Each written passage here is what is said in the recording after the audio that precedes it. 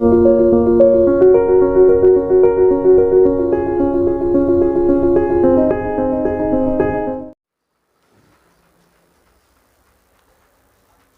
हिंद।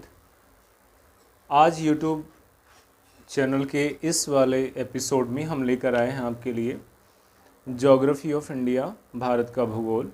भारत के भूगोल के इस वाले लेसन में आज हम लोग करने वाले हैं the reverse of India, drainage system in India.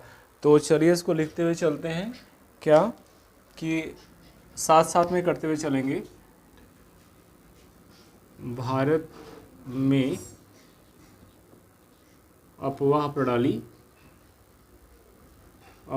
प्रणाली, इसे हिंदी में कहेंगे और इंग्लिश में कहेंगे बच्चों इसे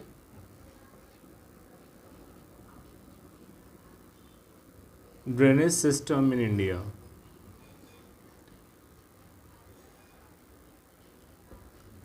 भारत में अपवाह प्रणाली, इसमें आज हम लोग पढ़ने वाले हैं कि अपवाह प्रणाली में बेसिकली हम रिवर सिस्टम की बात करेंगे। तो हम क्या बात करेंगे? नदी तंत्र की बात करेंगे। तो नदी तंत्र की बात करेंगे। नदी तंत्र यानी रिवर सिस्टम की बात करेंगे। आपको पता है कि हमारे देश में जो नदियां हैं उनका एक बहुत बड़ा जाल है। इसी की वजह से दुनिया की जो बड़ी जनसंख्या वाला जो इलाका है वो भारत में कंसंट्रेटेड है। तो कहते हैं कि भारत में, अगला पॉइंट है कि भारत में कुल 2000 से भी ज़्यादा नदियां हैं, लेकिन कितनी नदियां इंपॉर्टेंट हैं? बट बड़ी दर्जन भर नदियां हैं। दर्जन भर मतलब डजन नदियां हैं। तो हमने, ठीक है,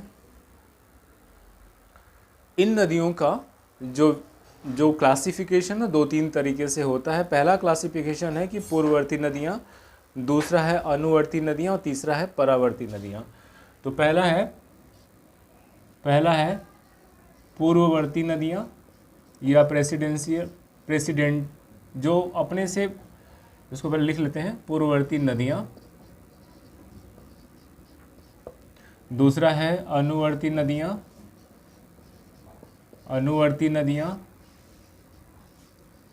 और तीसरी जो होती है बच्चों वो कौन सी होती है?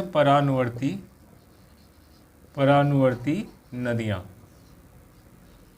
तो नदियों को हमने 3 तरीके से क्लासिफाइड किया है। पूर्ववर्ती नदियां कह रहे हैं कि जो ये तीक्ष्ण ढाल से नीचे की ओर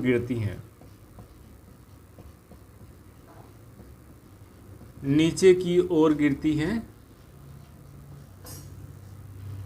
बहती हैं। और ये ज़्यादातर, इनके एग्जाम्पल कौन से हैं? हिमालयन रिवर्स जो हैं ये पूर्ववर्ती नदियां हैं। दूसरा है अनुवर्ती नदियां, ये अपेक्षाकृत कैसे ढाल से बहती हैं? ये अपेक्षाकृत समतल ढाल से बहती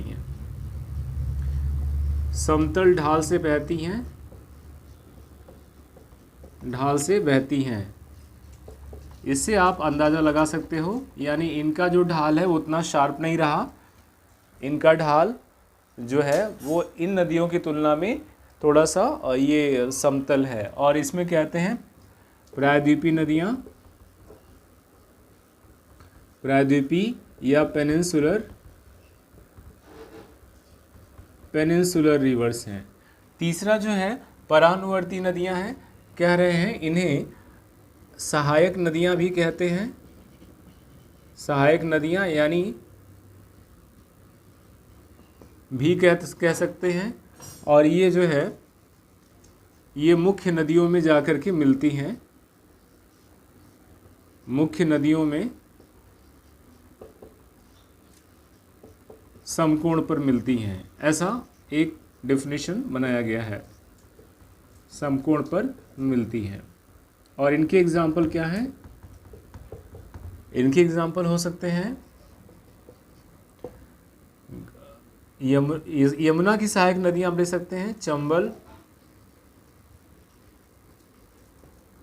बेतवा, केन, काली सिंध आदि जो है ये परानुवर्ती नदियां हैं। तो आपने देखा कि नदियों का जो मेन क्लासिफिकेशन उनके फॉलिंग के पैटर्न पर था। इसका मतलब जो नदियां शार्प यानी ऊंचाई वाले पैटर्न से गिर रही हैं वो कौन सी नदियां कहलाती हैं? आपके हिसाब से पूर्ववर्ती नदियां हैं। ये ज़्यादातर हिमालयन रिवर हैं। हिमालय से जो नदियां नीचे गिरती हैं वो बहुत ही तीक्ष्ण ढाल के साथ गिरती हैं और हिमालय को काट करके, मतलब रॉक्स को काट करके अपना रास्ता बनाती हैं, जो बाद में आपके दर्रे के रूप में यानी पासेस के रूप में हो जाता है। दूसरे का जो है मैंने बताया, जो प्रायद्वीपीय नदियां हैं यानी दक्षिण भारत की नदियां हैं, इनका ढाल अपेक्षाकृत कम शार्प रहता है क्योंकि ये हजारों लाखों साल के बाद इनमें गाद इकट्ठा हो जाता है और ये समतल पे बहती हैं, ज़्यादातर साउथ इंडिया की जो मोस्टली रिवर है। ठीक है। और तीसरी वे नदियां हैं जो इनकी एसेसरीज यानी सहायक नदियां हैं। अब इन नदियों को अध्ययन की दृष्टि से हम एक और विभाग में बांट सकते हैं। तो जो नदियां हैं इनका क्लासिफिकेशन करते हैं। भारत की नदियां, भारत की नदियों का विभाजन हम करेंगे दो भाग में। पहला पार्ट है हिमालयन रिवर यानी हिमालयी नदियां। मेरे साथ में इसको समझते चलिएगा, बहुत ही वैज्ञानिक तरीके से आपको बताने की कोशिश हो रही है। हिमालयी नदियां और दूसरी हैं कौन सी? प्रायद्वीपीय नदियां।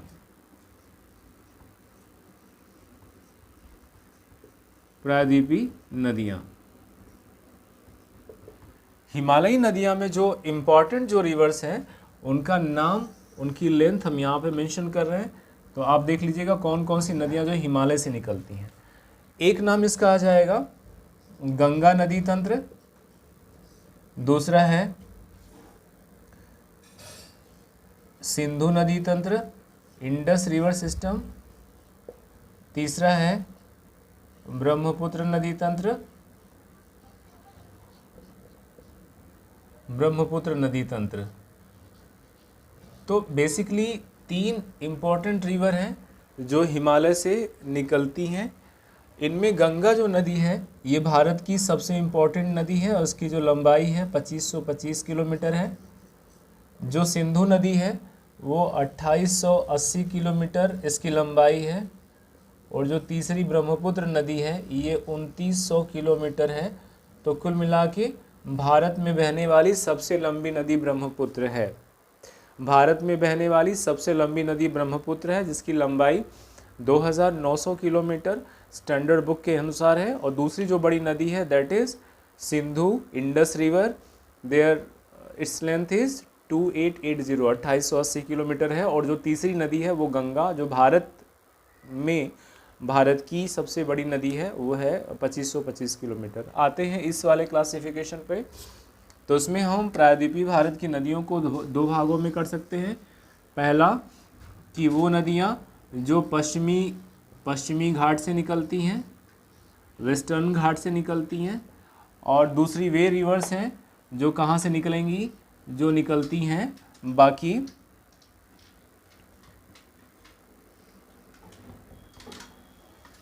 एक तो पश्चिमी घाट से निकल जाएंगी और दूसरा निकल जाएंगी कहते हैं मध्यवर्ती पर्वतों से। यानी आप क्या कहोगे, मध्यवर्ती पर्वत या पठारों से जो नदियां निकलती हैं वो एक नदियां हैं। तो हम देखते हैं वेस्टर्न घाट से कौन कौन सी नदियां निकलती हैं। तो आपने देखा होगा, तो इनके नाम ऐसे हैं, गोदावरी है, कृष्णा है, कावेरी है, गोदावरी है, कृष्णा है, कावेरी है।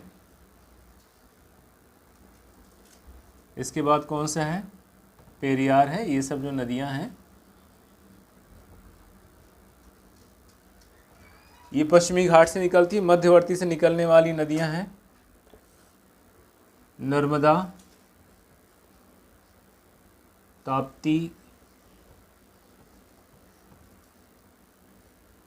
चंबल,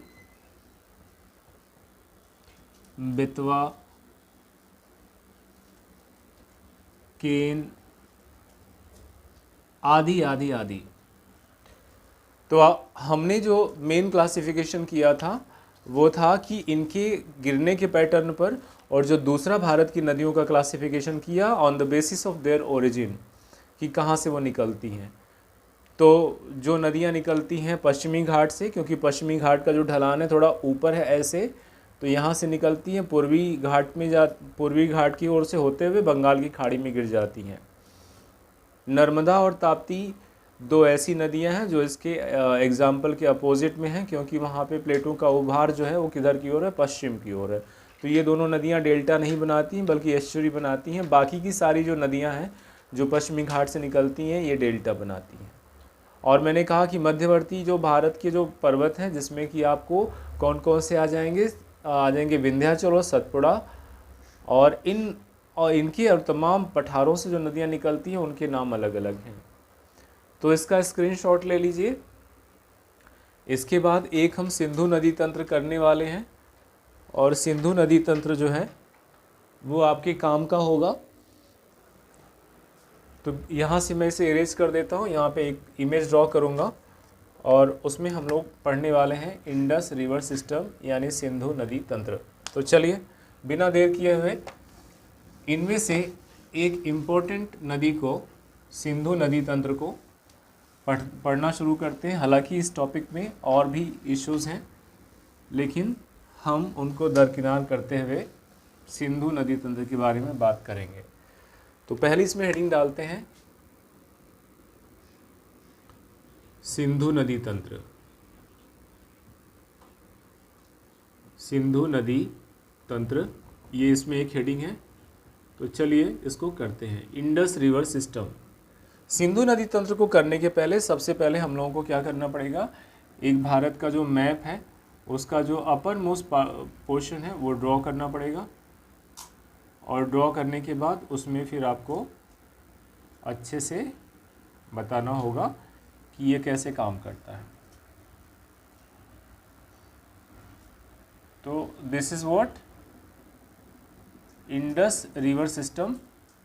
और इंडस रिवर सिस्टम में हम इतना बस केवल इमेज बना रहे हैं ताकि आपको पता चल जाए कि कहाँ से क्या मामला है।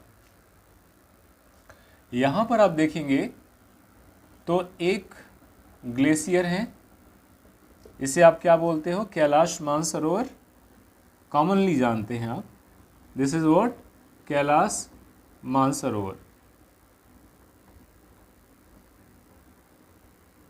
इन्हीं में से एक ग्लेशियर में से एक नदी निकलती है जिसका नाम है इंडस रिवर यानी सिंधु नदी। और सिंधु नदी यहाँ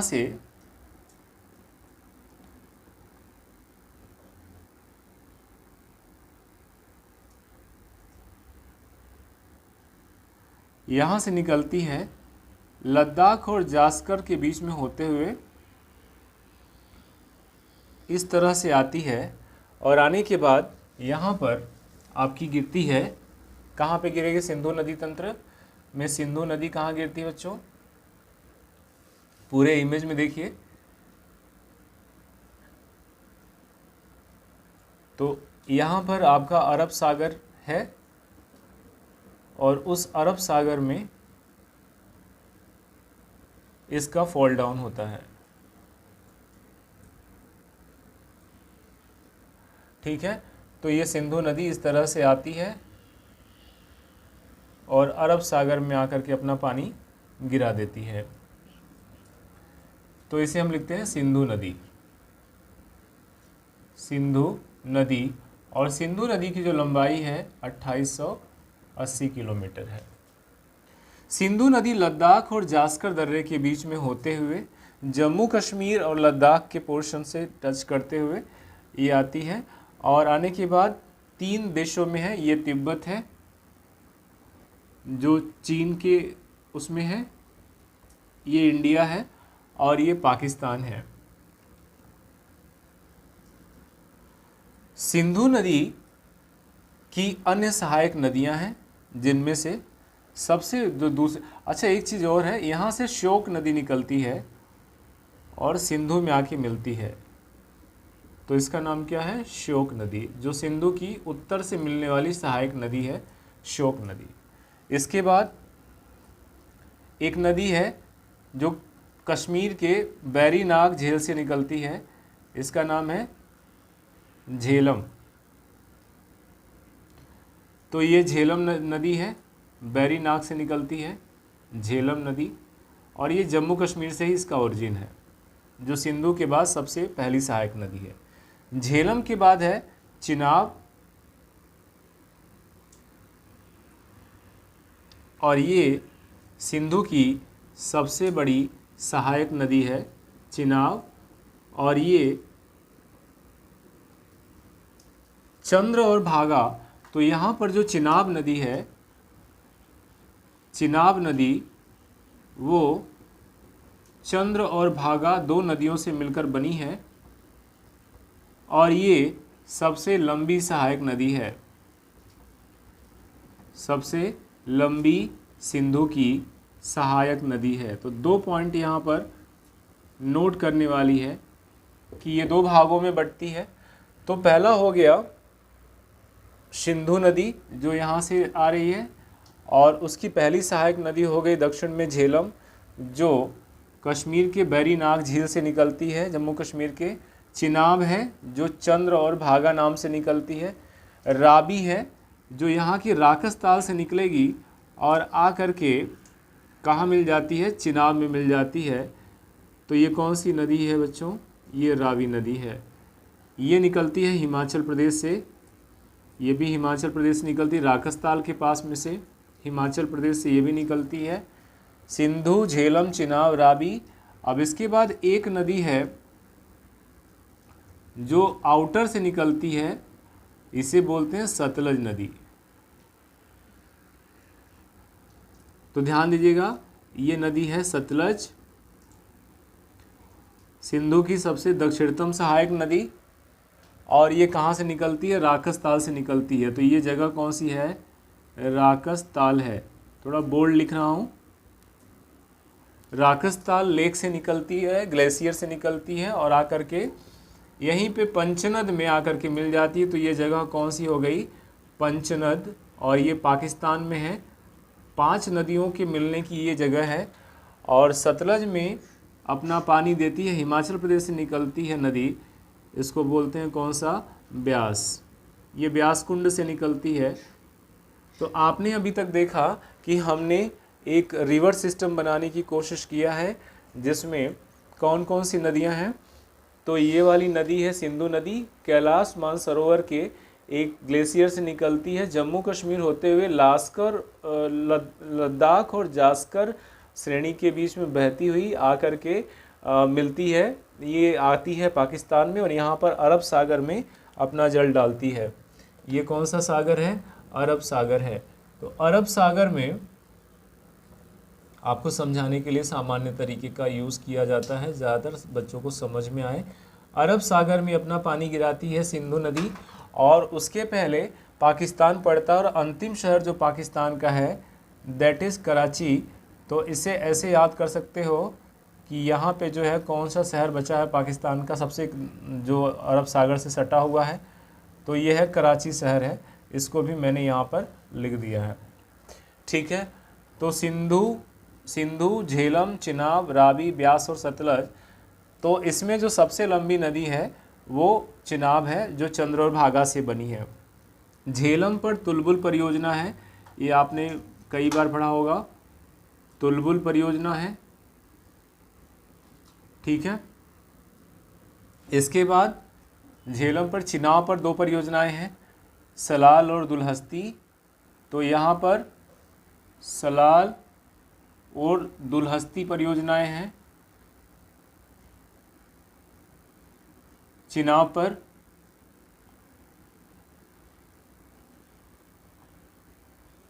ठीक है, उस पर तुलबुल परियोजना है। रावी रावी रावी जो है ये तीसरी सहायक नदी है। इसके बाद ब्यास जो है ब्यास कुंड से निकलती है हिमाचल प्रदेश से। और यहाँ पर हरिके बैराज है। सतलज नदी पर कौन सा बैराज है? हरिके बैराज है। ये कई बार सवाल पूछा हुआ है। और यहाँ से एक बांध भी है सतलज नदी पर, एक का नाम है भाखड़ा, एक का नाम है नांगल।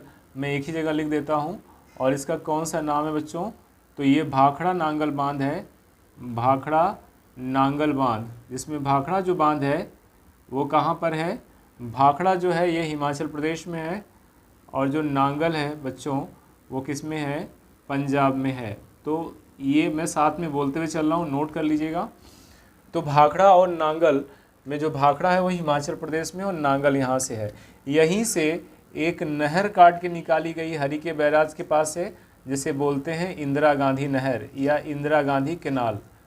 तो ध्यान दीजिएगा, हरिके बैराज के पास से एक नहर निकाली गई है जो ज़्यादातर राजस्थान में बहती है। ये इलाका राजस्थान में है, और भी बाकी राज्यों को इससे लाभ मिलता है। और ये एशिया की सबसे लंबी जो है पक्की ढकी हुई नहर है। फिर से सुनिएगा, ये एशिया की सबसे लंबी पक्की ढकी हुई नहर है।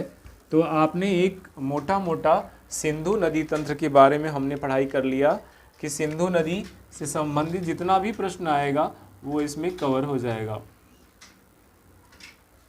तो सिंधु नदी तंत्र भारत की उन 3 हिमालयी नदियों में सबसे महत्वपूर्ण में से एक है, जिसमें से पूरा का पूरा ब्यौरा पीछे दिया गया है। इसका स्क्रीनशॉट ले लीजिए आप लोग, और इस स्क्रीनशॉट से अपने नोट्स बनाइएगा और एमसीक्यूज करिएगा। उम्मीद है कि ये नोट्स आपके काम आने वाले हैं। इसमें तमाम प्रश्न पूछे जाएंगे आपसे, जैसे सिंधु नदी की लंबाई कितनी है, इसका उद्गम क्या है, सिंधु नदी की कितनी सहायक नदियां हैं, वो कहाँ मिलती हैं, पाकिस्तान में किस स्थान पर कॉमनली इनकी मीटिंग होती है। तो यहाँ पे देखिएगा, ये पाकिस्तान का इलाका मिठानकोट है।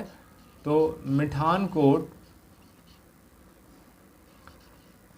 पहले तो ये सबसे पहले मिलती हैं पंचनद में यहाँ पर, और पंचनद में जो चिनाब है उसमें सारी नदियों का पानी जाता है, और वो ले करके बाद में आकर के मिठानकोट नामक स्थान में पाकिस्तान में ये सब कहाँ मिल जाती हैं? ये मिल जाती हैं सिंधु नदी में। इस तरह सिंधु नदी बड़े वेग के साथ, बड़े प्रवाह के साथ बहती हुई नीचे अरब सागर में आकर के अपना पानी डालती है। और पाकिस्तान का जो अरब सागर से सटा हुआ या सिंधु के मुहाने पर जो सटा हुआ अंतिम जो शहर है वो कराची है। तो ये आपने देखा, सिंधु के ऊपर जो है श्योक नदी आके उत्तर से काराकोरम और लद्दाख के बीच में बहती हुई अपना पानी डालती है। उसके बाद झेलम है, झेलम के बाद चिनाब है, और झेलम का जो ओरिजिन है वो जम्मू कश्मीर का मैंने बताया था शेषनाग झील है। और उसके बाद चिनाब है, चिनाब चंद्र और भागा 2 नदियों के से मिलकर बनी है। इसमें 2 परियोजनाएं हैं, सलाल और दुलहस्ती। इसके बाद तीसरी नदी रावी है, ये भी हिमाचल प्रदेश से निकलती है, रावी नदी। इसके बाद चौथी ब्यास है, ब्यास अपना पानी सतलज में डालती है। और सवाल आता है कि जब कभी भी भाखड़ा नांगल बांध में पानी की कमी होती है तो उसकी सप्लाई कहाँ से पूरी की जाती है? तो आप देख सकते हो ब्यास नदी से सतलज नदी को पानी दी जाती है। सतलज नदी पर 2 डैम है जिनको जॉइंटली भाखड़ा और नांगल बांध बोला जाता है। जो भाखड़ा है वो हिमाचल में है और जो नांगल है वो पंजाब में है। और इससे पंजाब, हिमाचल प्रदेश और राजस्थान समेत कई राज्यों को लाभ मिलता है। इसमें सिंचाई, बिजली और बाकी कार्य भी इसमें संपादित होता है। उम्मीद है कि आपको ये वीडियो पसंद आया होगा, और आपके ज्योग्राफी में नदी जो वाला रिवर सिस्टम वाला जो टॉपिक है उसमें काफ़ी आपकी समझ विकसित करने में सहायक सिद्ध हुआ होगा। अगर ऐसा होता है तो आप जो है इसे ज़्यादा से ज़्यादा 2 लोगों के बीच में शेयर करें और सब्सक्राइब करना नहीं भूलिएगा। इसी क्रम में नदी के पार्ट 2 में हम बाकी दूसरी 2 जो नदियां हैं, एक निकलेगी यहाँ से और जाएगी ब्रह्मपुत्र, और तीसरी जो भारत की अपनी नदी है गंगा, इनको बहुत ही सहज तरीके से बताने की कोशिश होगी। तो खूब मन लगा के पढ़ते रहिए। आपके सफलता की शुभकामनाओं के साथ फिर मिलते हैं। जय हिंद।